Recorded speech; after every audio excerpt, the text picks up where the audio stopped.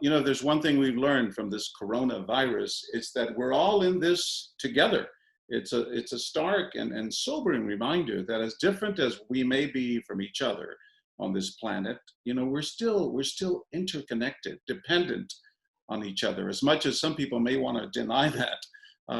The virus has been the great equalizer. It recognizes no boundaries, no ethnicity, no skin color, no religion, no immigration status. It doesn't care how much money you've made in your life or how famous you are. You know, we are all susceptible, and that's what we've learned. But we've also learned that together we can beat it down, and we're doing that. I think first and foremost with those miracle workers, you know, the doctors and nurses and hospital workers and first responders that are out there literally risking their lives so the best of us, the rest of us can get better.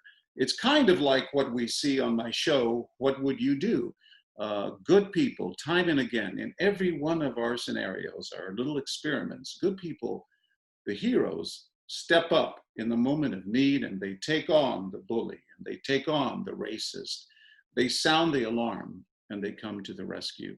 And what's really beautiful is that when they do step up, when people do the right thing, you know, when they get involved, other people join in. It's almost as if we're waiting for someone to give us permission to do that. And that's why it's so important that one person get involved, because then it allows the rest of us to get involved.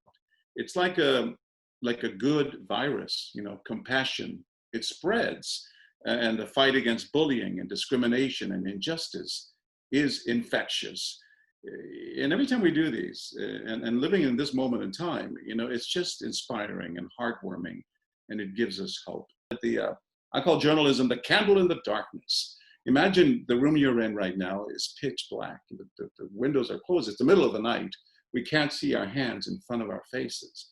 Well, the journalist, he or she, is the person with the flashlight or the little candle, and they can shine it on the darkest corners of the room to illuminate injustice, to illuminate corruption and civil rights violations and human rights violations. I think when journalism is done right, those are the kinds of stories that we should be telling. All of that won my first Emmy Award in Chicago, and I wound up coming to ABC, where I worked for World News Tonight and Good Morning America and Nightline and 2020 and Primetime Live. And it was there and then it turned into What Would You Do? 13 years ago. Who would have believed 13 years ago that we'd still be doing the show, right? And it's been fabulous. The show about doing the right thing. You know, we're all faced with these dilemmas in our daily lives. It doesn't matter if you work in corporate America, if you work in education, in the law profession, in politics, or in journalism. We're all faced with these decisions day to day. That's where we get our ideas for what would you do? What would you do? We wanted to hold up a mirror to American society to see how we would behave when faced with injustice. And like I said, we'll be back very soon with a new collection of scenarios that we'll be putting on the air. People often ask me, which is your favorite scenario that we've done so far? And I have to say, and I'll wrap up with this, the one we did where we were asking the question, what would you do if you're walking down the sidewalk and the first person in front of you collapses? You don't know if they passed out from a heart attack or because they fainted, you just don't know. And we did it at 8 o'clock in the morning by a train station where people were in a hurry to catch their train to go to work. So now you have that added element. Not only do you not know medicine and how to help someone who is down, but you're also in a hurry and you don't have time to help. What would you do? First, we did it with a well-dressed businesswoman who's walking along and she's in her 40s and she collapses. Immediately, people stepped in, they helped her, they put a coat over her, it was cold, they fashioned a pillow. Every single time this stunt artist fell very convincingly, people came to help. We said, wow, that's pretty impressive. But what if we switch actors, as we often do on the show, and instead of a well-dressed businesswoman, it's a homeless man who's elderly and disheveled and smelly and dirty, and he's holding a beer can in his hand. So we had an actor play that role. He's walking along, he collapses.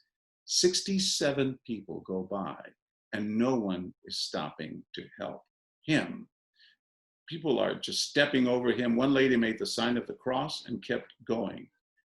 We're about ready to come out and give it up and say, well, I guess if you're homeless, people are not going to offer you much help.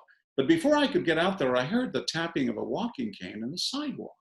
And then into the frame of the hidden camera comes this beautiful African-American woman who's stumbling along with a walking cane because she has suffered a stroke. And guess what? She's homeless herself. And guess what? She stops to help. And she starts asking people, excuse me, do you have a cell phone? Does anyone have a cell phone to call an ambulance for this man? Because of course she didn't have one, she's homeless.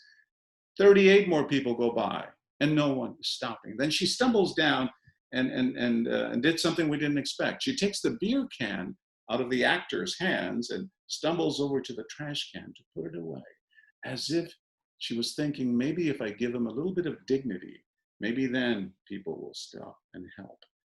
Guess what? 48 more people come by and no one is stopping to help. She makes a fist to the heavens, I remember, because the camera was really tight on her. And she was like angry at God himself. Like, how can you allow this to happen?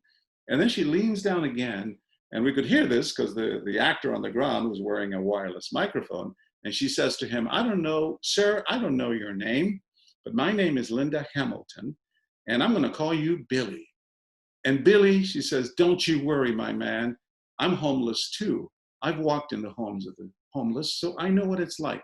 And I'm going to stay here until help arrives. And then finally, a woman stopped to help. And we came out with, and all the excitement when people are signing releases, they're relieved that this was just a show. I'm meeting them, we're interviewing them. And all that excitement, we lost our hero. Linda Hamilton, the homeless woman who stopped to help, disappeared. So we put the story on the air a few weeks later because we had her name. And sure enough, the day after it aired, we got hundreds and hundreds of phone calls and emails and on social media, people asking, who is Linda Hamilton? They created a Facebook page for her, our viewers, on Facebook called Touched by an Angel, with her picture from the TV show, Touched by an Angel, the hero, Linda Hamilton. So then my producer said, John, we got to go find her to do an update, right? So we spent 2 weeks scouring the streets of Newark, New Jersey, looking for Linda Hamilton with her picture from the TV show. We went to every homeless shelter, every liquor store, every train station, and finally we found her. And my producer said, John, we got to come interview her. So we went, I met her, and I sat down on some church steps with Linda Hamilton, and I explained to her, said, do you remember me and the man who fell? She goes, oh, yeah, I remember the man. I said, you helped him.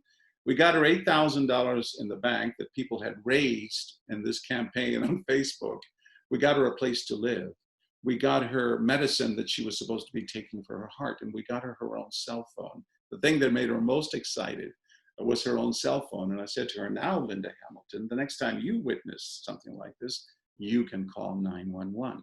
But at the end of all this, I said, Linda, people are calling you a hero. People are saying you're an angel.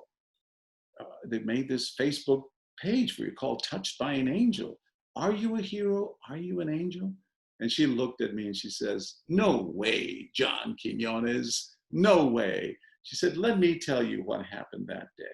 She said, I think God put me on that corner, on that street, on that day, because he knew you were there with your What Would You Do cameras. And he wanted to teach people a lesson. And who better to teach that lesson than someone who has walked in the shoes of the homeless? So I leave you with that message today. The next time you see something disturbing out there, you witness an injustice, and the little voice in the back of your head says, do something. Remember the words and the actions of Linda Hamilton, this woman who was homeless. She had suffered a stroke, and yet she stopped to help a man who was down. He was white, she was black. Not that that should matter. She stopped to help a man who was down, not because she was going to be on national television. She didn't know that. Not because she was going to get $8,000 in the bank and her own house to live in and medicine for her heart and her own cell phone. She didn't know that. She did it because, as my dear Mother Maria would say, her corazón, her heart, told her it was the right thing to do.